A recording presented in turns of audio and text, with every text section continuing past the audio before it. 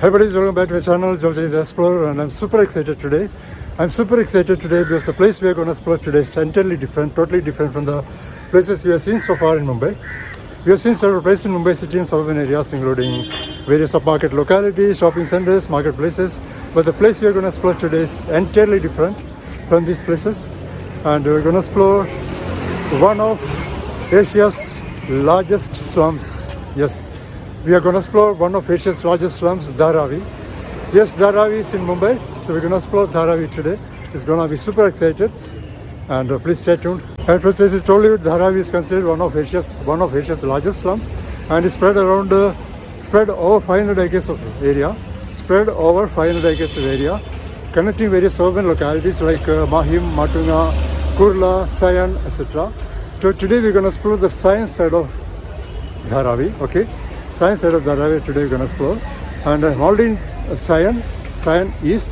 I'm in Sion East right now and heading to Sion West. Just a while ago, I go down at the Sion railway station just a while ago and came to the east side of the station.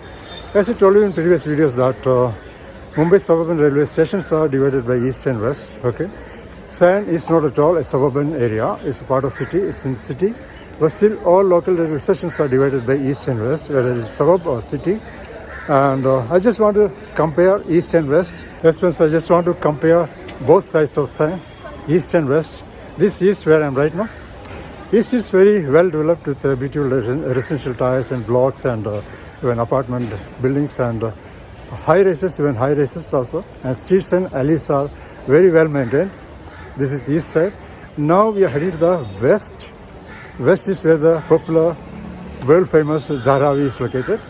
I just want to compare and show you. I'll show you the east side right now. Okay, this is where I'm right now. I'll show you. Yes, as you can see now I'm walking through one of the streets of Sion East.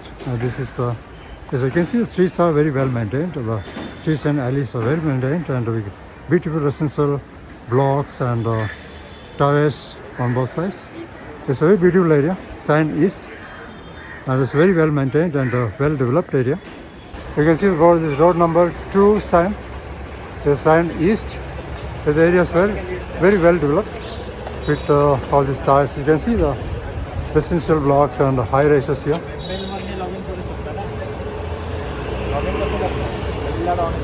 This is one of the high rises here. There are several high rises on the east side. And the streets and the roads are very well maintained here. This is the Sion East, and so many construction activities are happening. This is one of the pinnacle signature homes. Is one of the residential towers here under construction.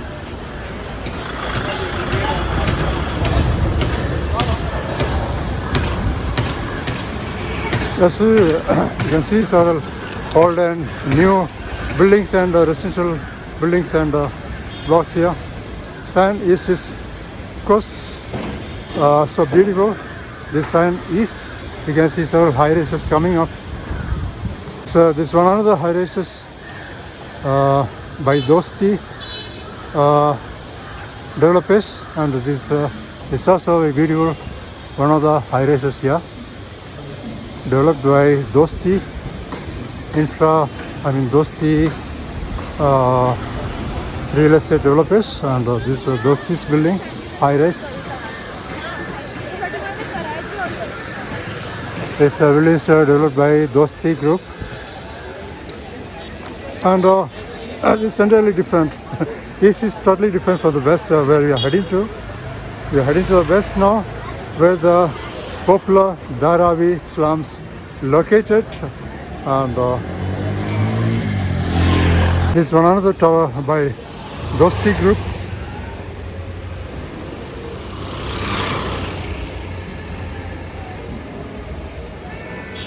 Beautiful, isn't it?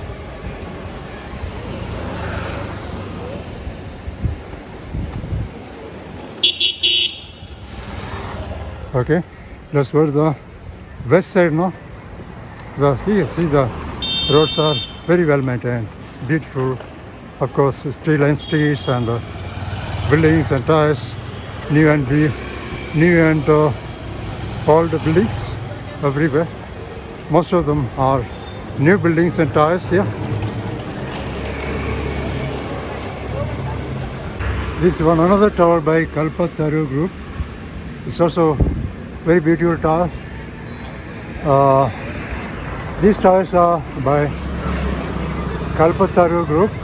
This also very beautiful towers, and yeah, as I told you, there are so many new residential towers coming up on the east side. I mean, this side of the Sion East. This is Sion East, and all these are very beautiful and latest towers. Yeah.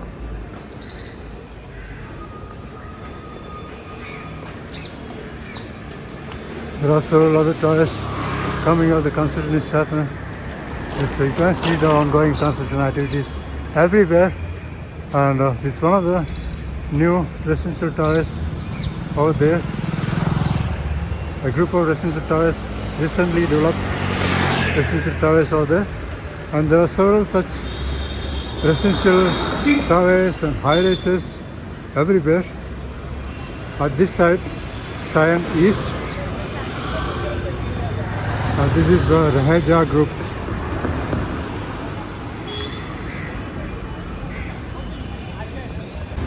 This is one of the beautiful shopping areas of Sion East. It's a Beaumont. It's a very beautiful tower building here. Very beautiful high rise. And there are several high rises here. At this side of the Sion. You can see the Starbucks outlet over there. Starbucks is there. And there are several beautiful other towers, residential towers here.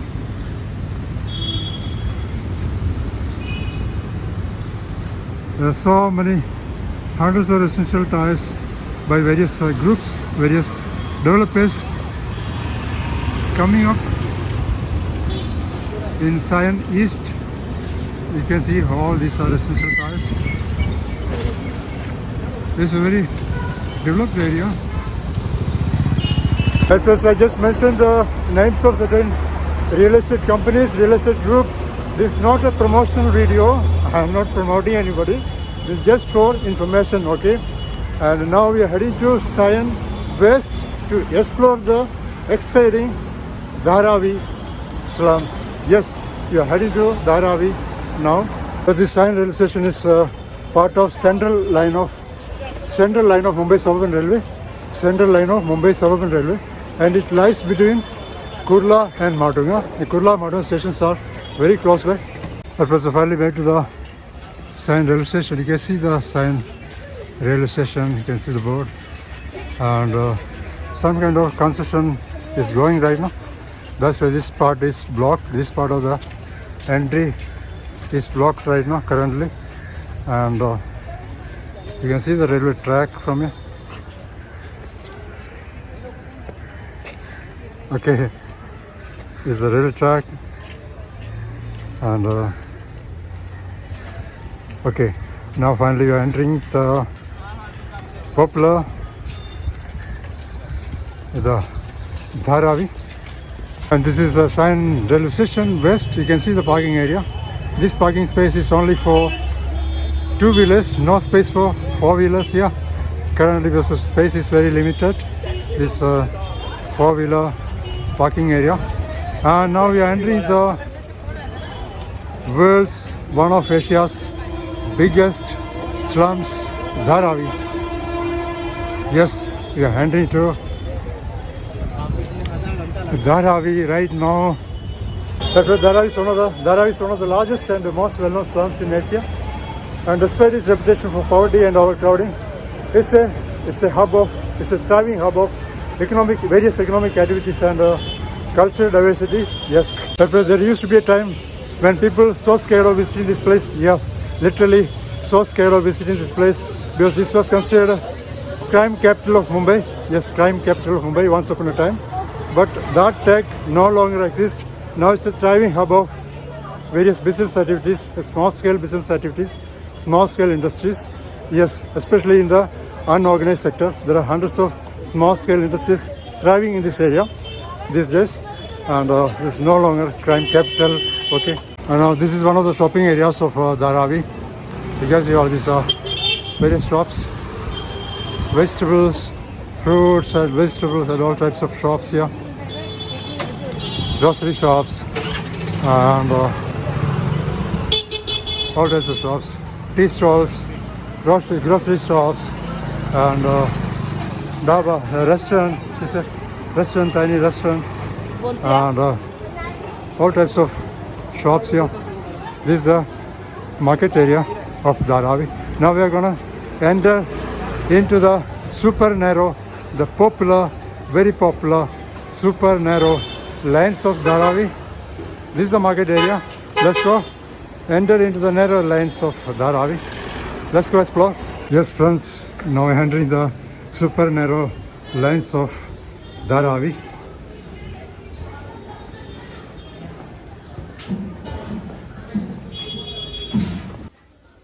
And friends, Dharavi is often referred to as one of Asia's largest slums, spanning a mere 2.39 square kilometers. It's home to hundreds of thousands of people, creating one of the densest urban environments in the world. Its narrow alleys, often no wider than a meter, are a hallmark of this bustling settlement. These cramped pathways reflect the complexity of life in Dharavi, revealing stories of resilience, struggle, and innovation. Dharavi is a vibrant hub of activity where life thrives despite significant challenges.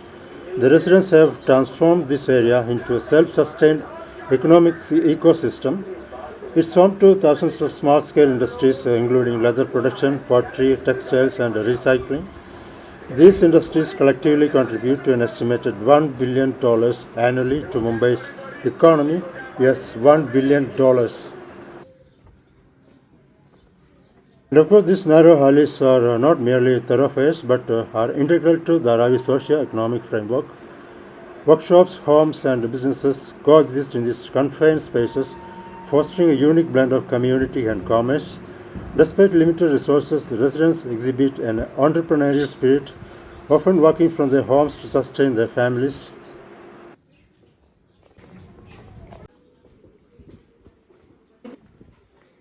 And the community also thrives on strong social ties. In these close quarters, neighbors often function as extended families, sharing resources and supporting one another through daily challenges.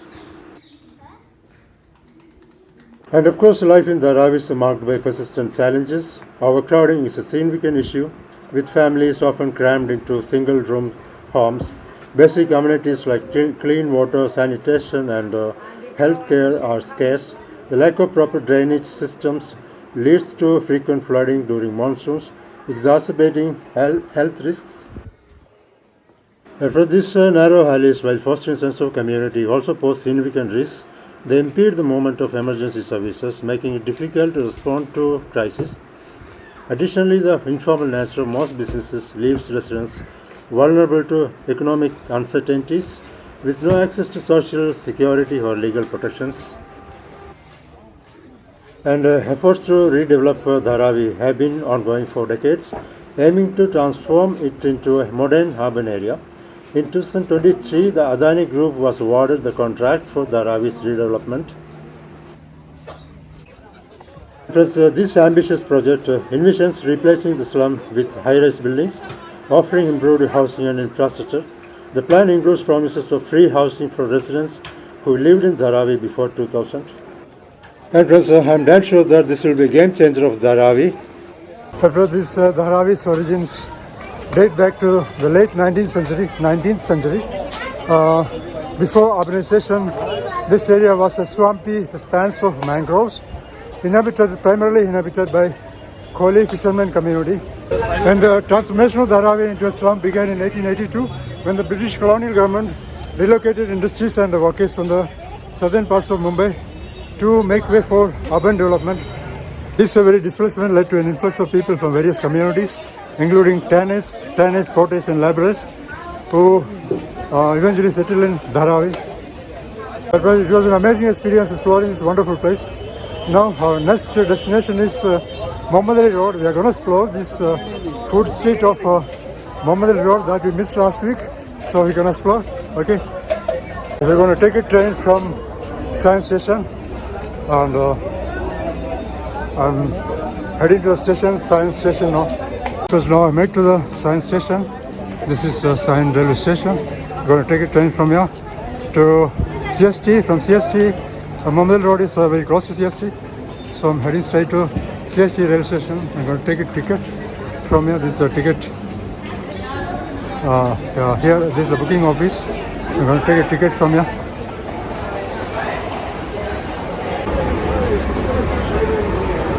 Instead of CST, I go down at Masjid station. Masjid, because this is the station, nearest station to Muhammad Ali Road. Masjid.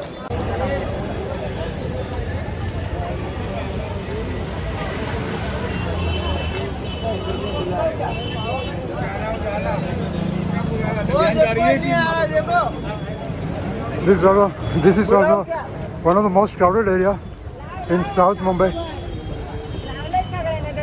This is Masjid, Masjid Bandar. Masjid area is also one of the most crowded area, crowded marketplace in South Mumbai. This Masjid Bandar station is very close to this Muhammad Ali Road food street. That's why I go down here. And only 10 minutes walking distance from the station. And CSC station comes after Masjid Bandar, so it's not too far away. But this is the station close to Muhammad Ali Road food street. That's why I go down here and I head straight to Muhammad Ali Road. Muhammad Ali Road. It's so super congested right now. It's so amazing marketplace, one of the most crowded market area, just like Crawford Market. And okay. Of course, noise pollution is the highest issue here. Especially the continuous honking of vehicles is the big issue here.